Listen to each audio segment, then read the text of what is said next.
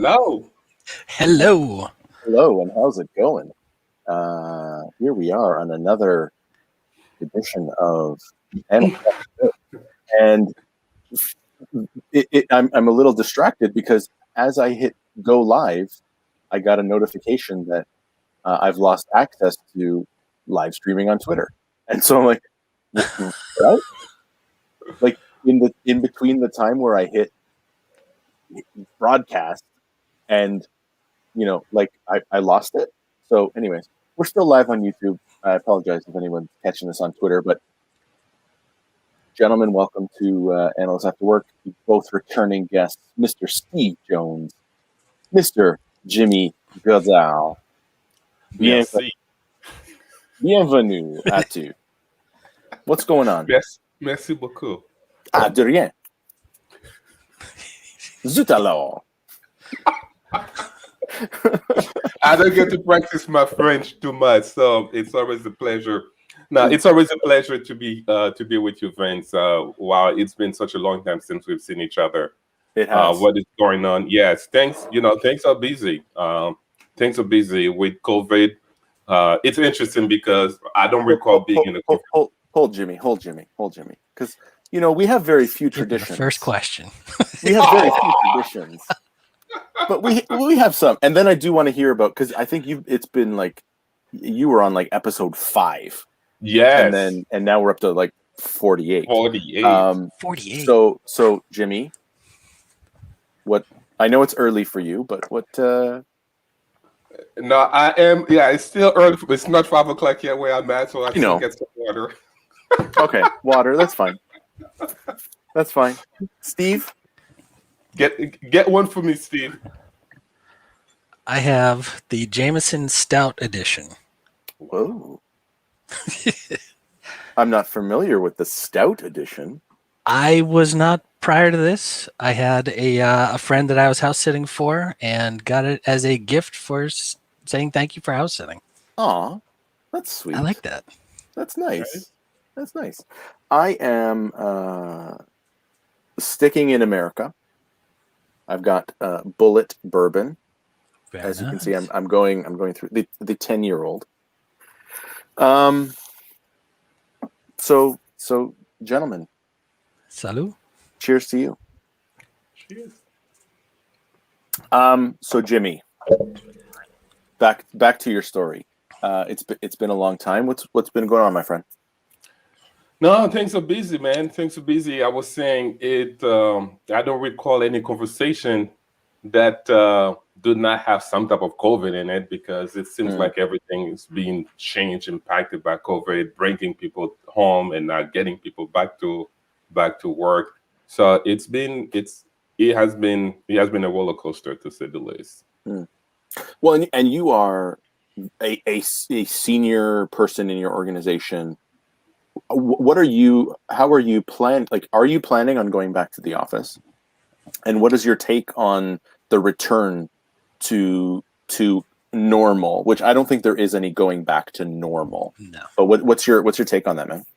Yeah, no, that's a great question. It's a catch-22 for me, because prior to COVID, I was working from home. So I was really one of the mobile workers. So COVID did not really change my routines at all. Besides working longer hours. Not necessarily the way I work. Right. However, my team, that has impacted them, because now most people, you don't have that synergy being, face to face. There's no travel, that type of thing. So my take on this will be a little bit different than what many people may think. So I did the research prior to COVID, where you're talking about organization structure in terms of team effectiveness, working remote versus face-to-face. Although many people enjoy the flexibility to work from home, but I will tell you, the study shows there is greater productivity when people are face-to-face, or when people have constant teamwork things happening. So it's a catch-22. I would say it depends on the team and what the team does. Developers may love working at home because they are away from the distraction, so they can work their own pace and all that. But when you're talking about team creativity, I would, I would be on the side to return to work in the office. I'd actually put, so I don't necessarily disagree, but let me lay out all the ways that you're wrong. Go for it. So I see that too, right? I see that there is an impact to creativity, but I would argue that the reason that has been so impacted is because we're trying to do it the same way we did when we were in the office. I think there are other approaches, and maybe this is the analyst in me speaking. Like there are other ways to breed collaboration and creativity that may not transfer well into the live environment, and so they're almost like tools and techniques that are specific to a distributed team. And so I think just organizations have not done a great job of allowing that creativity to flourish. They've just like square peg into a round hole, trying to like jam it in and making what they did historically fit in this new world. And then it's almost like a self-fulfilling prophecy, right? See, it didn't work. Well, you didn't try anything different. So see, I don't know. Steve, what do you think, buddy? I'd have to agree with a little bit. Corporate structures and compliance with software makes this environment a little more tricky. I had a great session at the IBA Hartford chapter just last night with Miss Jen Bedell. Ooh. And she was introducing some of the tools that are helpful in collaborating, in being creative. And somebody brought up one of the issues, what's allowed. Some of those sites are locked off. Some of the software is locked off, unavailable. So some people are just doing it from their home computer because they're remote and still getting access to it. It just doesn't have the corporate support. So, but that's to go along with it. Yeah. Right. Like you need to enable the tool to be successful. You can't just say you can't have access to anything, but sky's the limit. Like those two things don't match. So be productive, be creative, but we're not really going to bend on. We're not going to let you do anything different. Exactly. Still do it within the structure that we define. Speaking of Hartford chapter, plug. Jen Bedell will be there, or was there rather. She was there last night. Because Hartford is a reborn, like a phoenix rising from the ashes. This is very true. It is and back. We have a fantastic speaker lined up for October. Who else is coming? Mr. Vince Mirabelli. Am I going to be there? Oh, you'll be there in October. Oh, and I do have somebody else lined up for September. I believe he's in the chat. Who do you got? Mr. AJ. AJ Holly. He'll be signed up for September. Holly. Tremendous. What's AJ talking about? Still working on that, but just Microsoft like mine. tools that help with collaboration. Yeah. What am I talking about? I don't know. No, I know. You're talking about some great things. I'm going to do some good things. And you know what? Kudos to you. And I know I owe you a couple of responses to emails because, dude, I have like 40 messages flagged for follow up. I just like things are coming fast and furious. We are a month away from Serendipity, which is what's that very again? exciting. Serendipity. Maybe you've heard of it. The Serendipity. This is the plug part of the show, by the way, ladies and gentlemen. Serendipity, July 15th, a free.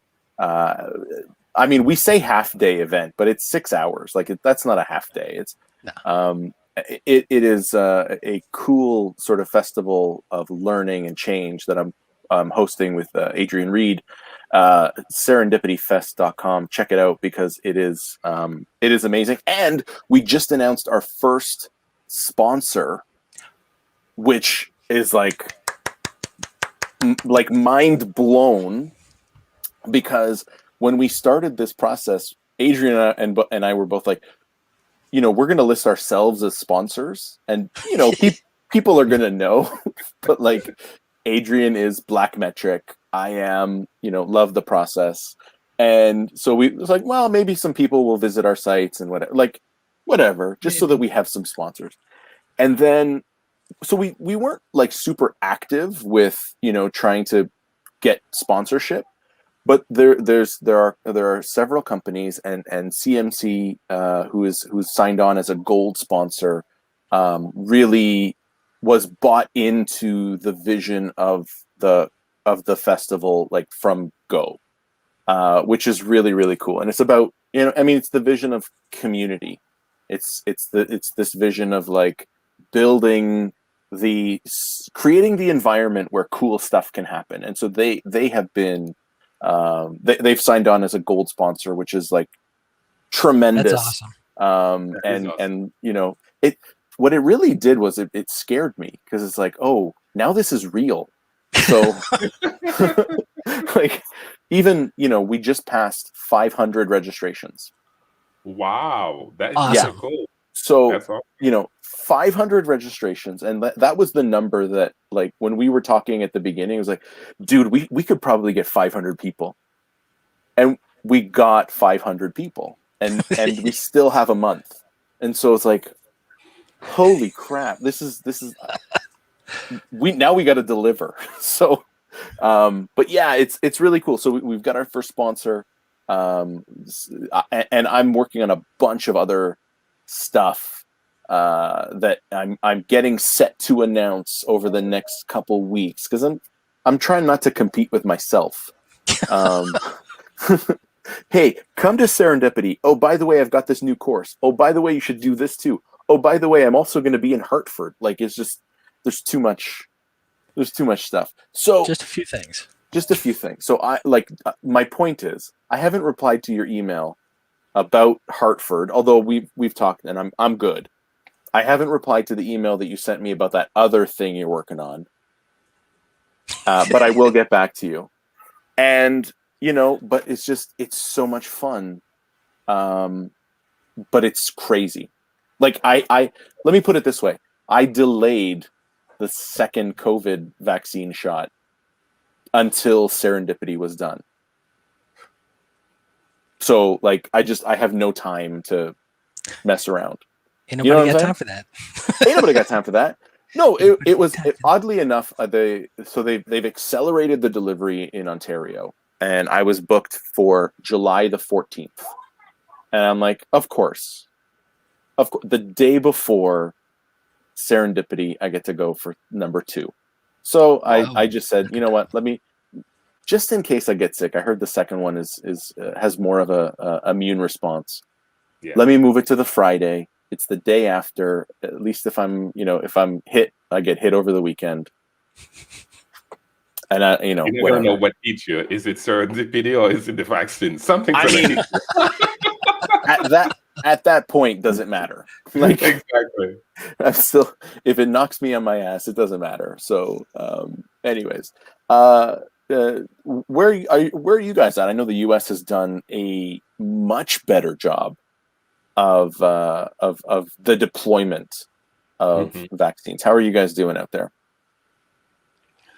So for me, I get mine very early.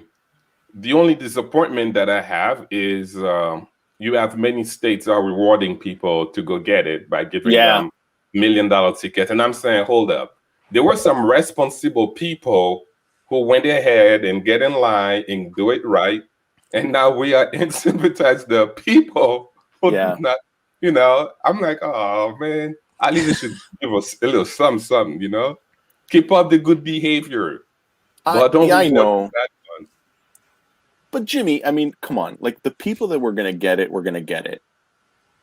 Yeah, the people that are not, it's fine if I could get it as a reward for doing the right thing. But I'm saying, like, and by the way, like, doing the right thing is always the right thing. So, so do it because it needs to be done, not because you're going to win $1 million. That being said, I'm with you. Like, I want in on the $1 million Yep. pride. Exactly. You know, yeah. But like, the people that are going to get it are going to get it. The people that aren't. And they're just trying to appeal. They're trying to shift that middle, right? Mhm. So I get it from a behavioral standpoint. You do look back and say, I was responsible. Why don't I get into a draw for $1 million? That's on the state, man. They could have put you in, but I know. It is what it is. So I mean, talk to your governor. Yeah, I just want people to see you guys face to face. So that's my reward. I'm okay with it. Oh, dude. Yep. Oh no. Well, and we're both going to be in Orlando. I know. Oh, and I've joked about that. People that I normally would just be like, hey, might get hugged. Jimmy, you might be in that hug category. That's all right. Is it a real hug or a bro hug? Yeah. What's the difference? Well, for you, there's no difference. For other people, there is a difference. I mean, I don't think we're gonna be locked in a warm embrace. I think it'll probably be a bro hug, but it might be 3 seconds. So think about that, like 1, 2, 3. Like that's eyes closed with a little smile. Did I have my eyes closed? I didn't mean to have my eyes closed. Eyes closed with a little smile. Oh man, too much. Oh man. Well, you know what? Like, I'm with you. I can't wait till we're live again, till we're together again. I think Orlando is when this is going to come back after a summer break. Amy says she has something planned for us to do this live by the pool. So I'm fascinated how that's going to work, but I'm excited because like I even when I started this, it was eventually this will just be live, like in face to face, and we'll just record it. So because Jimmy, and I think Steve, I think you were there when Dan and I had the reaction of learning that Jimmy was Ugandan royalty. And we just sort of looked at each, and I think you were there at dinner too. Yep. And Dan and I just like, what? What? Huh? Yes, I am Bachinga. Was it Bachinga?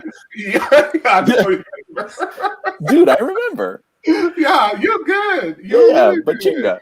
So like, wait, what?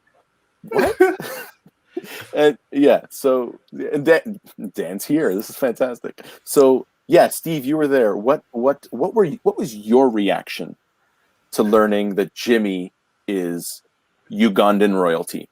Oh, it was a surprise to me, and actually, that was the first time I had met Jimmy. Oh. So first time I meet somebody, and I'm royalty. Descended from royalty. Yeah, whatever. And then we went out to the store to pick up $100,000 that you're just giving out here. That is true. That's true. I'm going to give out $100,000. Just here you go. And as royalty, you have to represent. Dude, you have to make it rain, and you need to make that $100,000 rain on the common folk. Yeah. Better than Oprah. You got $100,000, $100,000. Yeah. So yes, it was Amy. Yes, it was Amy. It was lobster night. It happened after we got back from Legal Seafood. After you had done your 100, because then Jen Batten rented a minivan, and then we all hopped in Jen's minivan. And went to like Target or Dollar Tree or something. Yep. Oh man, you guys remember that? Oh, dude, you don't forget stories like that. Like, come on, that you are a descended from royalty. That's amazing. That was an amazing discovery. Yeah. As a matter of fact, I had plans to go in October to go back, and things changed. I think I'd rather be with you guys. You mean like to go back to Boston, or no? Or you mean for this year? Yeah, this year to go back to Uganda. Yeah. To Uganda. Oh, okay. Cool. Because I'm not going to Boston, but I would gladly go to Uganda if I was invited. Yeah, Or I'm gonna wait. I'm gonna wait for COVID to finish its thing. Mm-hmm. As being a royalist, I have to make sure there's risk mitigation for the kingdom. I'm with you, man. You need to make sure that you're taken care of, but also Exactly. that your people are taken care of. Exactly. This is very important that that you look out for your subjects. Exactly. So, Oh, but man, you go period. Like I think you said you go like once a year and you do some mission work there, right? Yes, So every year we go. Every year I go. Recently, Africa has been the place that I go. So whether it's Mhm. Kenya or Uganda, but my wife and kids also go to Cambodia. I mean, they go Right. every year. Yeah, I try to do it every other year, or at least go every other year to go to the same country. Right. But every year, my wife, I mean, she's part of the medical field. Every year, she goes to Mm. Cambodia with the kids and do. Yeah, my daughter, she was 16. She was 16. Yeah, I think 16. I mean, she Mhm. really scared the heck out of me. I mean, her pulling teeth. I'm like, whoa. Wait, what? Yeah, 16 years old. It was, Not just there to like hang out with mom. no, not just there. She was really into it, providing assistance, really getting bloody and all that. I'm like, okay, send me the pictures. No. Yeah, Yeah, no, thank you. it's No, amazing. thank you. I think that's when you just lock her in her room and say, "You can come out when you're 21. You can do Yeah, school online. You don't need to." Oh, dude, that would scare me too. yeah. Now But it's good for you, man. Good for you. yeah. I want to I make mean, sure. it's Yeah, I was about sorry. to say I want to make sure that at such an early age that they really understand the power to give back, because that is Yes. something I have seen that even my generation or the upcoming one, it's all about what's in it for me. So, Yeah. trying to do my part. Good for you, man. That's it. I think one of the last times we chatted was when I learned that I think you're only a couple of years older than me, and you're Mhm. doing all this stuff, and I'm like, I felt like such a failure because like Jimmy's got he's coaching 2 soccer teams, he's doing his doctorate, he's doing, and I'm like, damn, I'm not working hard enough. I need to be Jimmy, like so good for you, man. I'm and that instilling that concept of doing something that's bigger than you and giving back, I think is really important. I've I've kept saying that when I'm like done, I'm gonna do stuff like that. That's my time to give back, and I think it's partly not wanting to be clouded by the selfish of just like I'm taken care of and now I can take care of other people. And some people say you should just do it now, and maybe they're right, but it's just I'm still trying to figure me out, which I acknowledge everybody is, but that's I struggle with that. So, but dude, like good for you, good for the family. Thank You are you. an inspiration. You are an inspiration, Jimmy. Hey, His I'm Royal trying. His Highness Royal Highness. Jimmy Goodall. And I like, yeah. So Steve, what do you do to give back? Do you go Um, to pull teeth? No, I know you do stuff too. I'm just kidding. well, I pull teeth at work, but outside of work, Like your own, maybe, but yeah. eh, Yeah. I for the last 15 months, once a month, I have made 55 to 75 peanut butter and jelly sandwiches and deliver them to one of our local shelter services. Good for you. It was crazy in the winter time. Getting there with a box of sandwiches and you've got people standing, lined up, shivering and waiting. And then when I walk up with a big box of sandwiches, you can see the smile on people's faces through the mask. Oh man. Yeah. And that set my heart just a lot lighter, and when you have a certain amount, you can start giving some out while in line before delivering the rest of the box. That's So awesome. I always tried to make extras because the looks on the faces just showing up was enlightening. But then when you're handing out a couple while in line, somehow the smiles and the faces are even brighter and lit up even more. It's amazing. Dude, that's awesome. That's at a local level. You're also an inspiration. I've never heard that before. No, dude. I mean, like, I feel incredibly, and maybe this is the imposter syndrome talking. I feel incredibly inadequate right now because I don't do anything for anybody. I'm a terrible citizen of the world. No, but we appreciate you, Vince. Wait, putting together. You just now on a serious note, putting together, allowing folks like us on a weekly basis to come and share some of our knowledge, and people will listen. And that is you. And so many other people, I am sure, have gotten so much from this broadcast. And as a matter of fact, I wonder if you should probably, when you reach the 50th one, to ask people to pretty much share what they have learned from the past 50 episodes. And I guarantee you will be surprised how much of a positive impact you've had. Well, I did that with one of the episodes. I think at the 1 year anniversary, it was just like a free for all, and like everyone can join, pop in for a minute, pop out. And it was, yes, I remember that.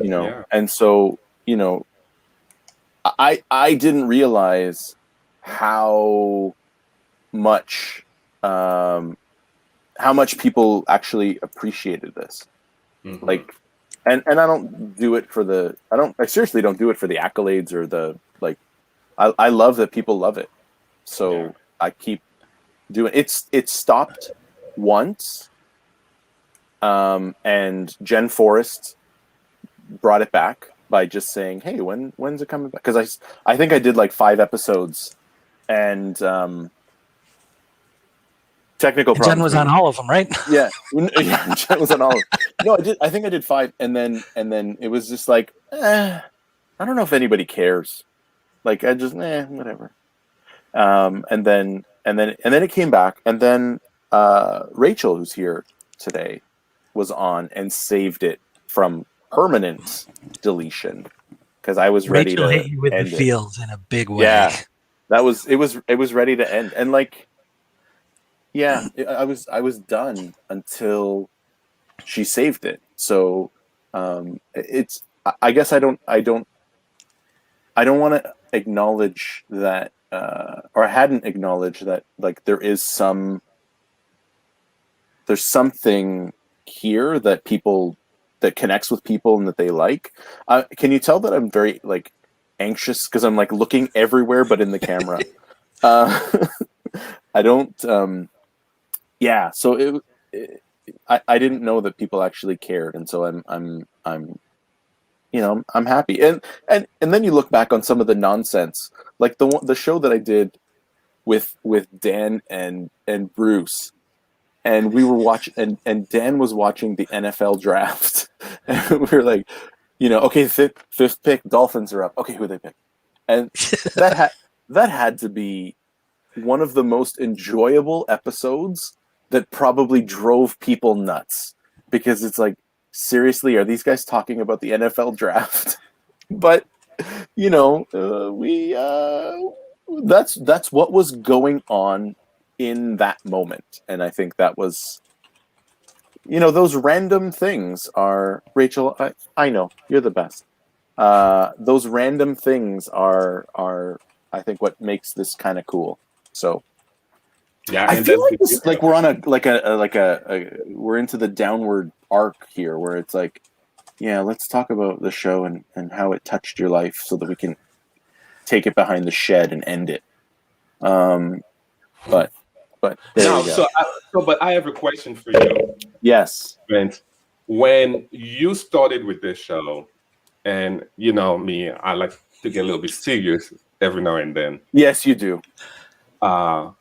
What the vision that you had for the show at the beginning, and Mhm. 50, close to 50 episodes later, has Mhm. that vision remained the same, or have you had to make some course correction?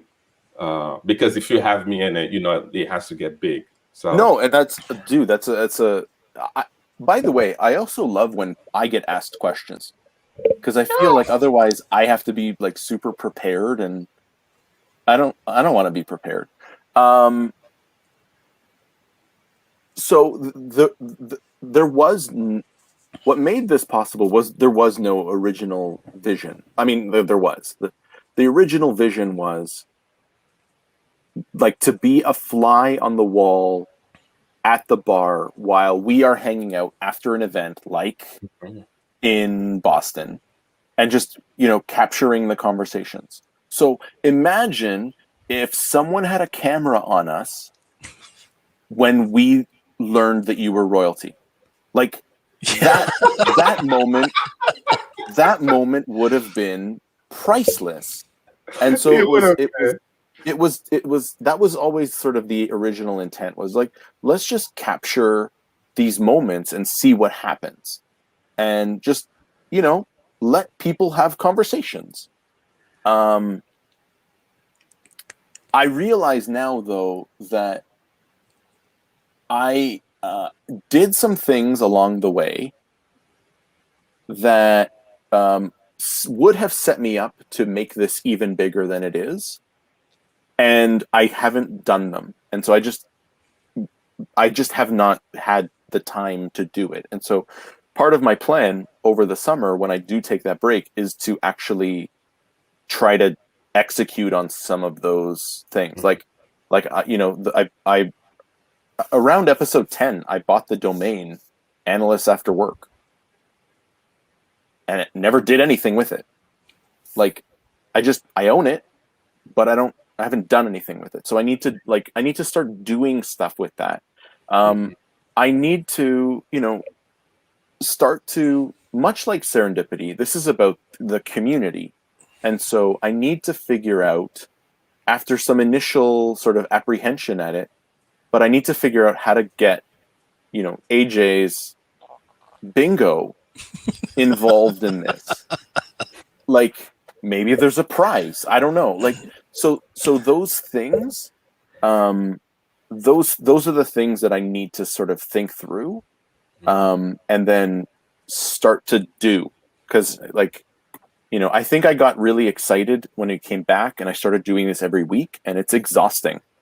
So I need to think through some of that stuff. Maybe like I don't know, by doing it. I don't know. What do you think, Jimmy? By doing it every week, is it special? Let's Or go is it first. is it the people? Like, what attracts you more to this?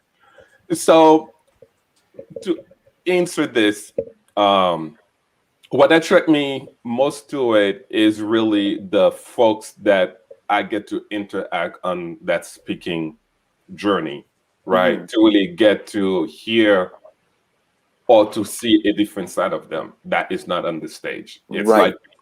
It's like being in the what's the word I'm looking for? And it's like being in break. It's like being in the courtyard, and we are Right. talking, right? It's not a Right. performance. We are getting to know each other. Right. So for me, that was the draw. That was that's what really get me attracted to it. One thing that I would love, I would have enjoyed a lot, is after events, if we could get some first-time speakers to really come in, bring them to this forum, at those events, first-time speakers, and really get really to understand the process, how they're feeling. Because by doing this for so long, you kind of lose those first, jittery Uh, moments when you first started, right? And to really see somebody first starting, and if we can provide additional tips to help them in this process, mhm. it's something I would love to see Right. in this forum.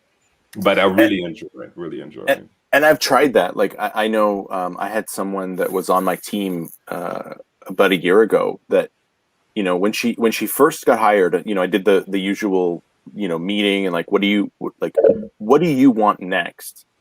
Like I know Mhm. you've just been hired. What do you want next? Because it's my job to help you get that. Yeah. And it was like, well, I need to think about it and whatever. Anyway, she came back and she's like, I see the stuff that you do. I want to do that. Like, okay, cool. Let's do that.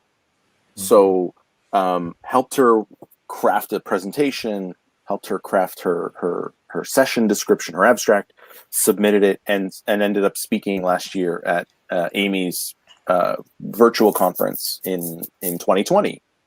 And so then we did this show after, and I was like, I don't care who else is on. She's on as a new speaker, as a new, someone that's never done this before. Put her on, because I'm with you. We tried to do that with Amy. Amy has a great memory. Was Rachel. It was Rachel. Yep.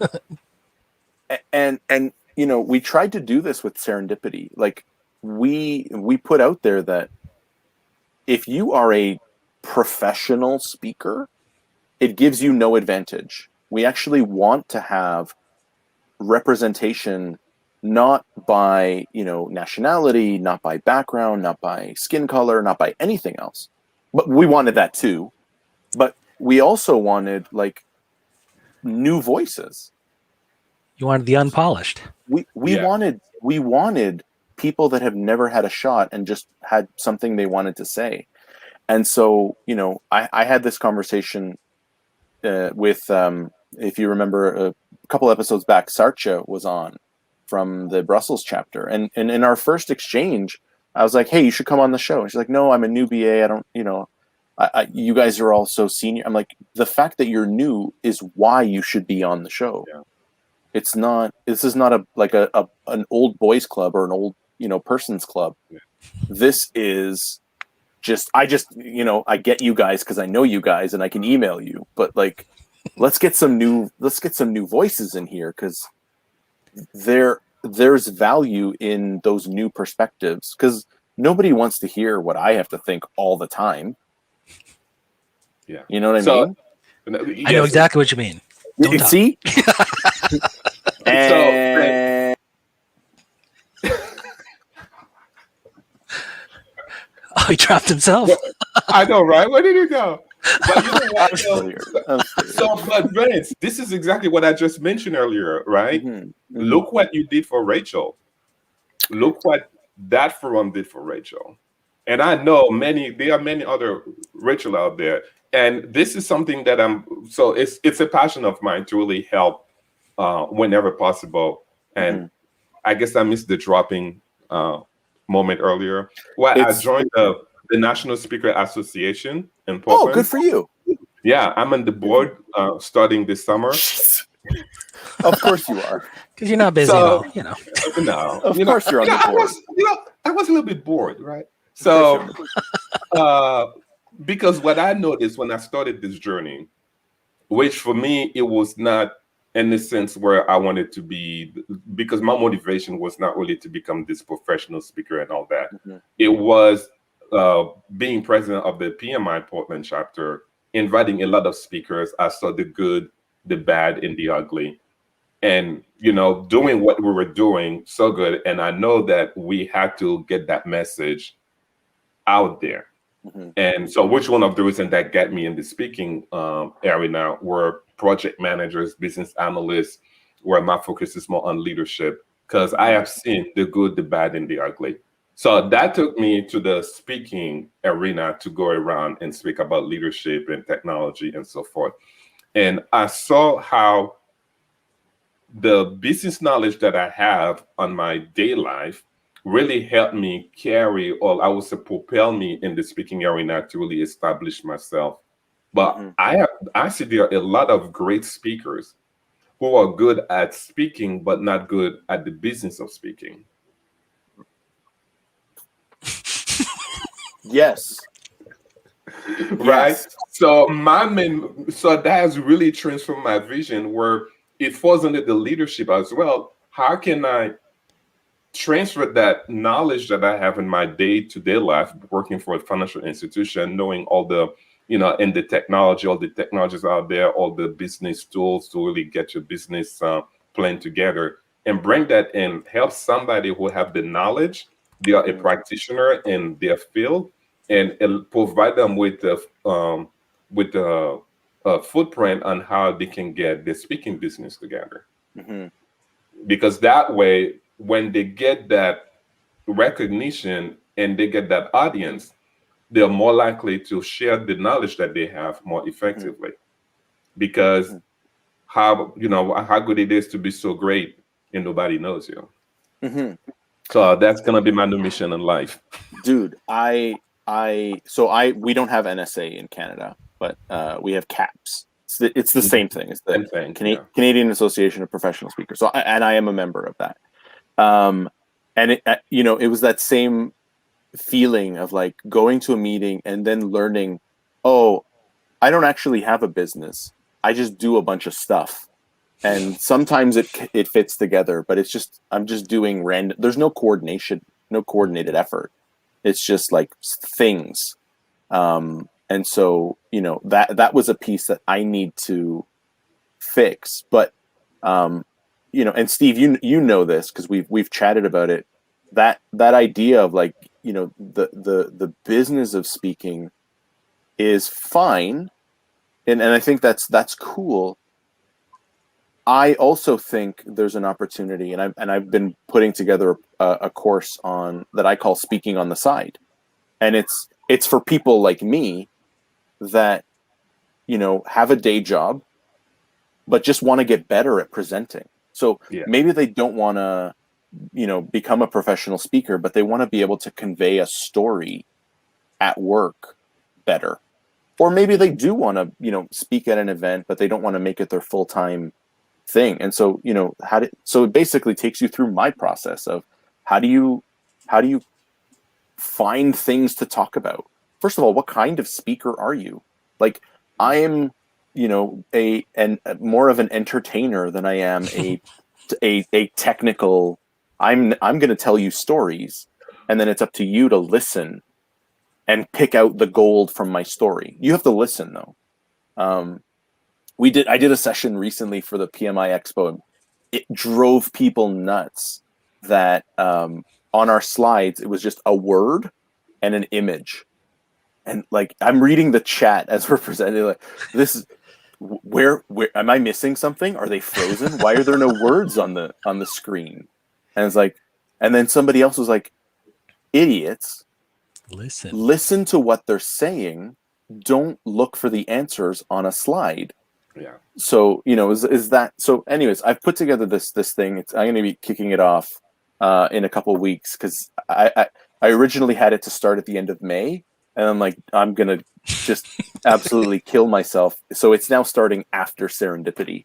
It's another one of those things that I haven't kicked off yet, but it's that idea because like it's telling stories, and maybe I don't want to be a professional, and that's okay. Maybe I just want to be like the three of us.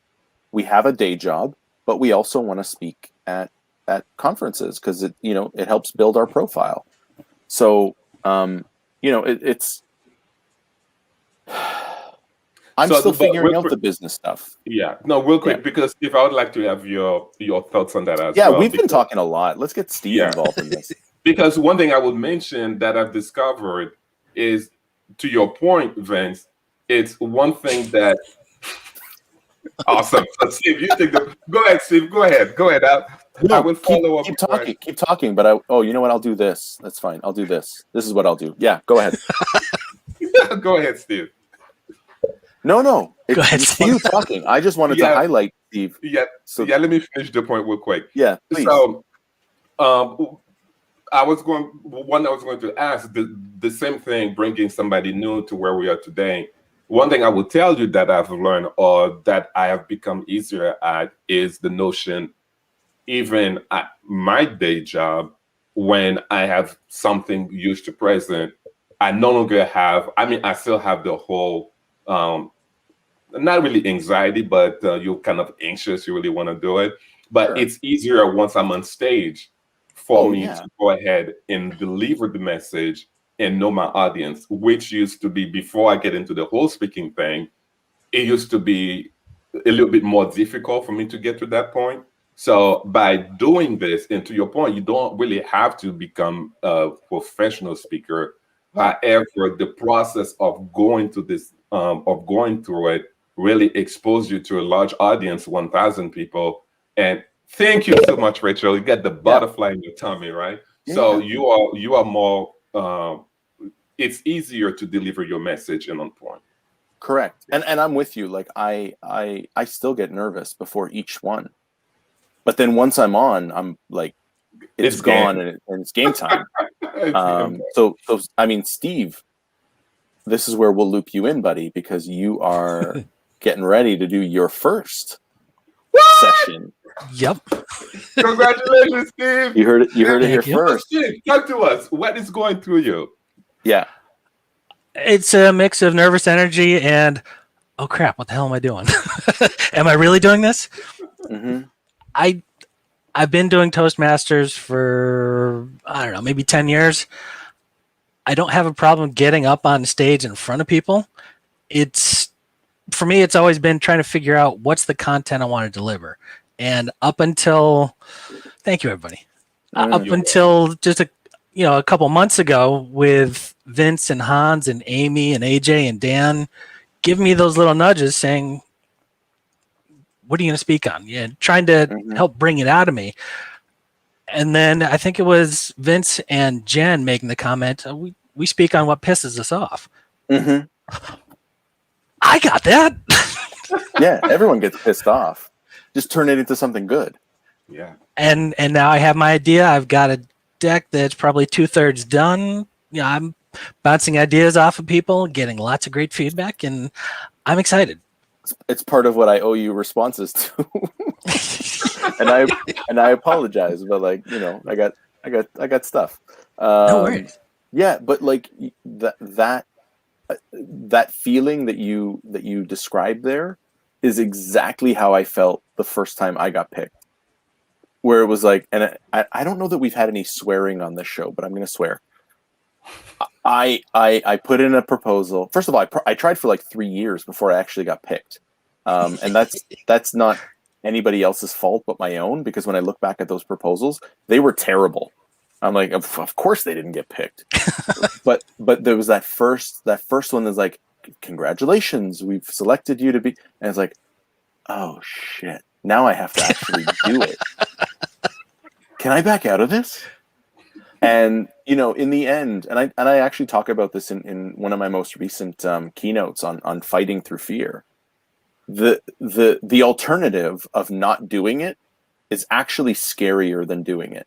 Yeah. Because that alternative of doing nothing means you're stuck where you are, and that is terrifying. That is what scares me is standing still and doing nothing, and being passed by. Like that's terrifying. So you can probably tell I'm not good at standing still to begin with. I stand here and I rock back and forth. You saw me here backstage. I was dancing. Yeah. Yes, I did. What the hell is this guy doing? But like, and this is the unfortunate part. Like I would have loved to have been there, and I can't. Just my schedule will not allow me to be in Boston. So hopefully, you rock that one, and Amy lets you take that out on the road, and we can see you in Vancouver or Chicago or in Toronto. That would be amazing. And then I can catch it, because that first session for me was the start. Like I always saw it as, I'm just going to do it once so that I can say I did it, and then to get a call from Amy saying, hey, feedback was good. Do you want to come to Atlanta and Vancouver next year? Yeah, I do. Yeah, yes, I do.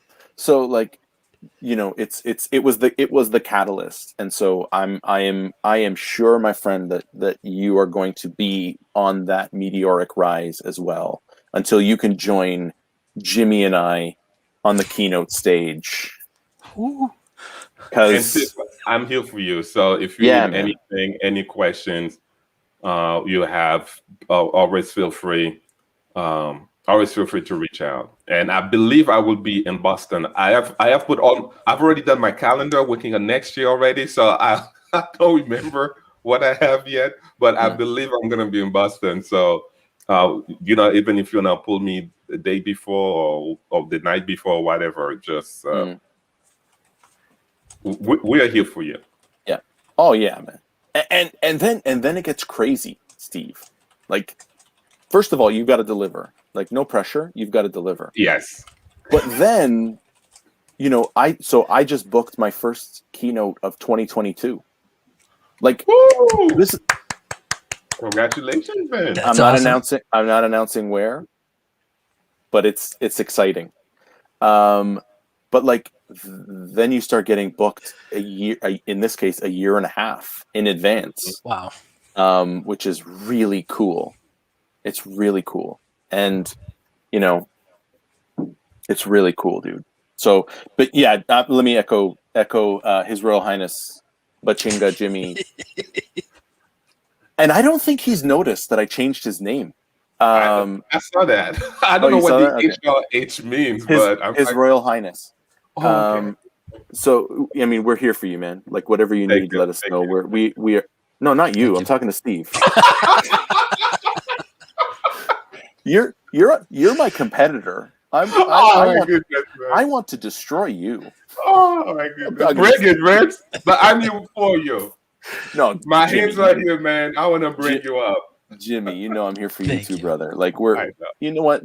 This is I think what's really, really cool about, especially this group that Amy has cultivated, is like, we are in friendly competition. So like, you hear about, Jimmy's keynoting. Man, I'm not keynoting. And you get, but it's also, you're equally like, yeah, Jimmy's keynoting.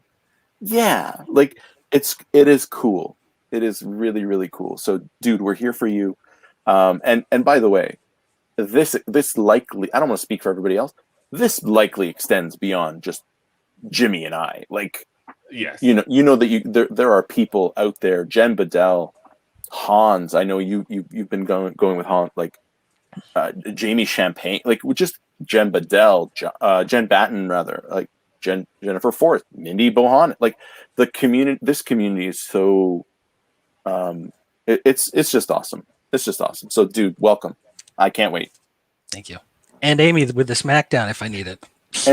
And Amy, and you know what? And it's funny. Amy will let you know how you do. And Amy's lovely, but she'll tell you, yeah, that wasn't great. Yeah, that like sucks.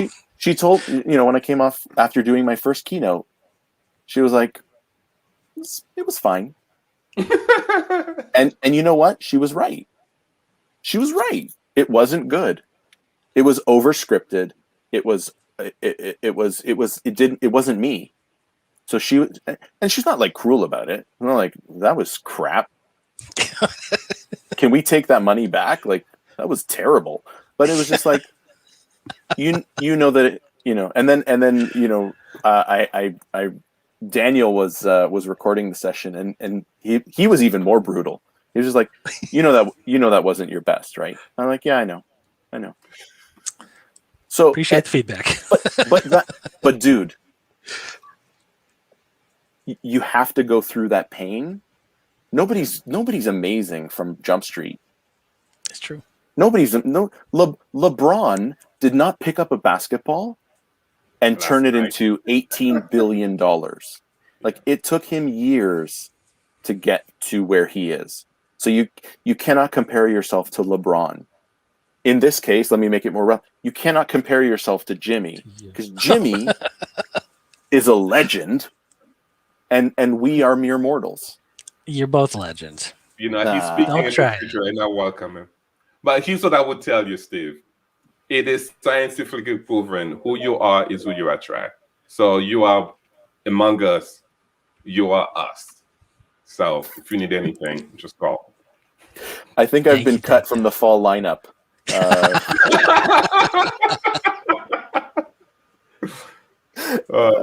Amy, you were nicer about it. I'm making it, in my head, that was the story that I heard. That wasn't very good. No, you were lovely. And I think I was more self-conscious of like, that was sucky. No, it was fine. And, and again, she was right. It was not good. It really got good. And this is what I'm like really excited about Orlando, because it's been a year and a half talking about of dragons. I've got a lot to talk about. I may just go up and just flow. Like, I may just flow.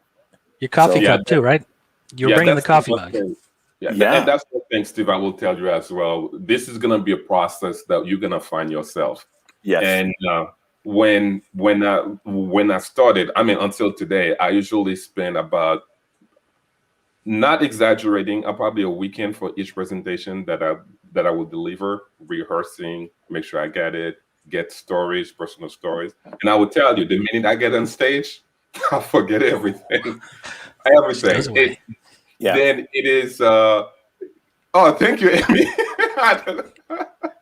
Just wanted that out now. I just got that email today. Thank you, Amy. Thank you, Amy. Then I used to wrestle a lot about it, right? Because I said, okay, I did all this preparation. Then when you get on stage, then I discovered that was my process. I get to feed on that audience, and every audience is different. I will get stories ready, and then when I am on stage, new stories start popping up that fit the audience. So I will tell you this: always prepare, always over prepare, but just go with the flow, and you'll be fine. And that's for me. That was the process of discovering myself, who I am, and how I deliver message to my audience. Which takes a long time. Like, it took me years. It took me years to get to that point. And so, you like, and it's funny, like, after I did the keynote last year in Vancouver, I met with Hans, and I think I've told this story on the show, but like, Hans was incredibly helpful in making that, the 3 weeks in between Vancouver and Chicago, the keynote went to another level. Nice. Because he was like, he almost said, like, you're over, like, the things where you planned jokes, they always fell flat. Where you were just telling stories and they were funny, that's where people laughed. And he was right, because, like, you think it's going to be funny, so you do that, like, TV pause. I was like, and then he went to the store. Oh, crickets. No one's laughing. Okay, crickets, right? So he's like, stop telling jokes and just tell stories and be funny.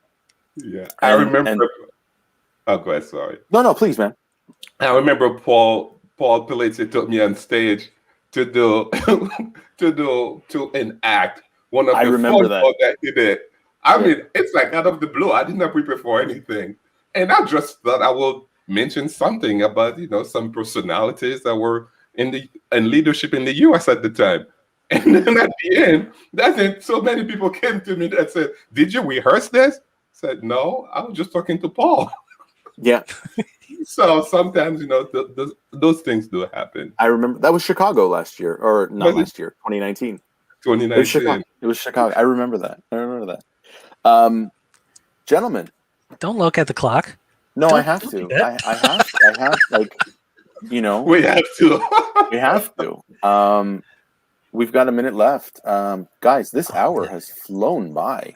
Yeah. I think this one was a little bit interesting because we touched on, like, the speaking business, which we haven't really done so much, which is really, really cool. So I am eternally grateful for both of you being on the show. Steve Jones, Jimmy Godard, what messages, and we'll start with you, Steve. What do you want to leave people with today? Well, first comment is for you. Thank you for having this. Analysts After Work has been something that I look forward to every week. Oh, thank you. When it gets to Thursday, it's the only thing I want to do the entire rest of the day. And because of the interaction with everybody here, Rachel, Columbus, Dan, AJ, Amy, Leslie, Judy, everybody here, that's what makes it fun. That's what helps us connect. And that was because of you. Thank you. Oh, dude, thank you. I appreciate that. Jimmy. Yeah. I mean, I And would by the have way, don't feel obligated to build upon Steve's no. Yes, no. You glowing. told me. I will keep it real with you, and I will second that because that's what I started earlier with. Is this is a good medium to really help others, and you may not be aware of it, but I think it's good for us to tell you that this is needed. And to leave, I will tell everyone that it is a fact that we are really in tough time. But I would say that I'm really looking forward past this situation that we're in, so that we can Mhm. see face to face. And yes, I know normal may not be as we used to, but I think that's what makes normal normal. It should not be the way it used to be in the past. We have to build that Yeah. normalcy going forward, and really looking forward to that. And thank you for inviting me. Number 48. Number I think number 48. 48. 43 And episodes later. So dude, I know a lot of people. What can I say? Can I make one more comment? Yeah, of course. good. One of the things that I like to do is have perspective. The craziness of the last 16 months or so of being disconnected from everybody except for opportunities like this will make us be able to look back in the future and appreciate what we now have when it's better when we're together. So sometimes you just need something that really sucks to appreciate what you have. Indeed. Respect. Guys, episode 48 in the can. We are back I'm back next week for episode 49 with Mindy and the return of Jen Forrest. It's been a while since Jen Forrest has been on. It's uncomfortable. She was generally into an every third week rotation, but I guess she's been busy. So Mindy, Jen are on, and then it's episode 50, the season finale. 50. With Judy and Jared, who I know are both here today. Guys, thank you so much for being on.